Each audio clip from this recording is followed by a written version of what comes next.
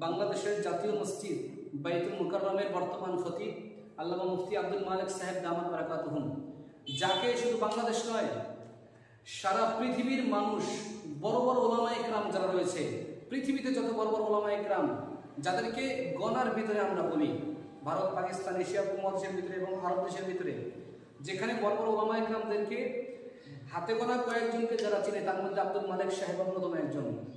আজকে কোথাকার কোন এক সুন্নি ঘরানার একজন, কি বলবো, ছোট্ট একটা বাচ্চা যার কোনো ইলম নাই, কালাম নাই, কোনো যোগ্যতা নাই, যে আল্লামা মুফতি আব্দুল মালিক সাহেব দামাত বারাকাতুহুমের একজন ছাত্রর সাথে বাহাস করার মতো যোগ্যতা তার নাই, এমন একটা ছোট্ট বাচ্চা যে সমস্ত কুরুচিপূর্ণ কথা বলেছে, এটা হৃদয়ে সহ্য করতে পারি না। কিভাবে সেই সমস্ত কথাগুলো বললো হুজুরের শানে?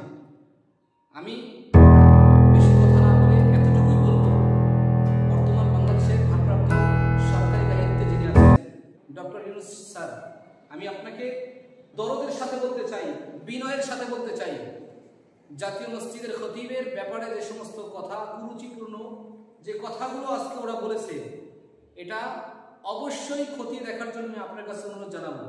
কারণ হুজুর যে কথাটা বলেছেন যে ইসলামের ভিতরে ঈদ দুইটা রয়েছে, কোরবানি এবং সহজ বাংলা যেটা আমরা বুঝি কোরবানির ঈদ এবং হচ্ছে আমাদের যেই রমজানের ঈদ, এই দুইটা ঈদের বাইরে কোনো ঈদ নেই। তারা এই যে মিলাদুন নবী এটা যে তারা পালন করতেছে, এটা কতটুকু যুক্তিযুক্ত হুজুর হাদিস থেকে বলেছেন এবং হাদিসের স্পষ্ট এটা আছে। আমরা এটা দলিল দিয়ে বুঝাইব ইনশাআল্লাহ। আমি এটার বিষয়ে আরেকটা ভিডিও আপনাদেরকে সুন্দরভাবে এটাকে আমি দিব এবং রেফারেন্স সহকারে, আসলেই হুজুর যে কথাগুলো বলেছেন অবশ্যই এটা অবশ্যই ঠিক আছে এবং এটার ব্যাপারে রেফারেন্সটা কি আছে।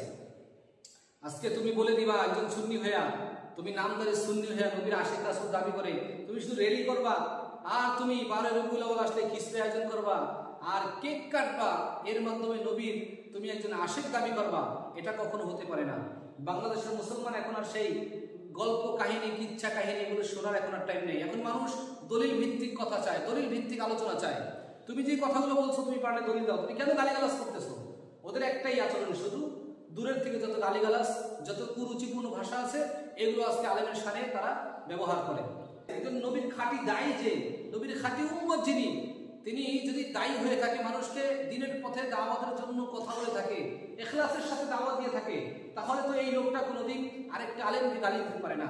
সে তো যদি কারো ভুল থাকে, কথার কথা বুঝাইতেছি, আমার ভিতরে ভুল থাকতে পারে, আপনি আমাকে বিনয়ের সাথে শুধরিয়ে দিবেন। আপনি কেন দূরের থেকে গালিগালাজ করবেন, আমাকে বিভিন্ন কুরুচিপূর্ণ ভাষা বলবেন? এটা তো একজন দায়ীর সিফাত নয়।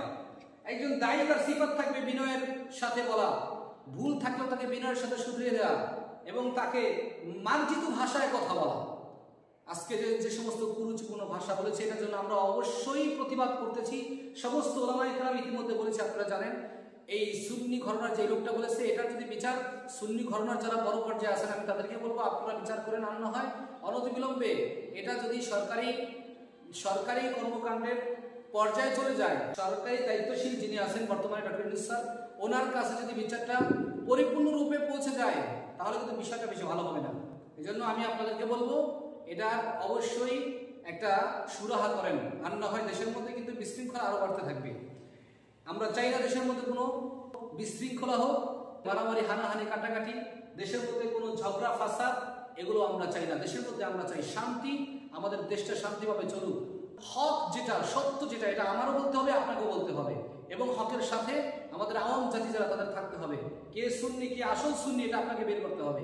নামদারি সুন্নি দিয়ে এই দেশ আর চলবে না। এবার সোনার বাংলাদেশ হবে ইসলামী খিলাফতের মাধ্যমে, ইসলামী হক যেটা, এটার মাধ্যমেই আমাদের দেশ পরিচালনা হবে ইনশাআল্লাহ।